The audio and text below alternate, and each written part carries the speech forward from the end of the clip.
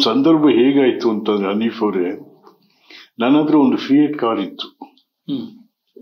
ಒಂದು ಹುಡುಗ ದಿವಸ ತೊಳೆಯೋನು, ಯಾಕೋ ದಿವಸ ಒಂದಿವ್ಸ ಕಪಾಳಕ್ಕೆ ಹೊಡೆದು ಬಿಟ್ಟು ದಿವಸ ₹2 ಯಾರಪ್ಪ ಕೊಡ್ತೇನೆ.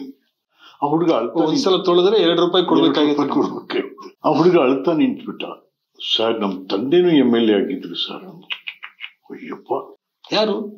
ಅವ್ರ ತಂದೆ MLA ಅಂತ ಅಂದ ಹುಡುಗ. ಯಾರಪ್ಪ ಅಂದ್ರು.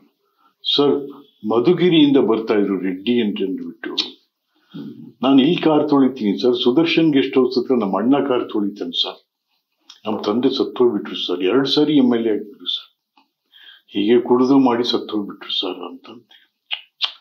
ನಾನು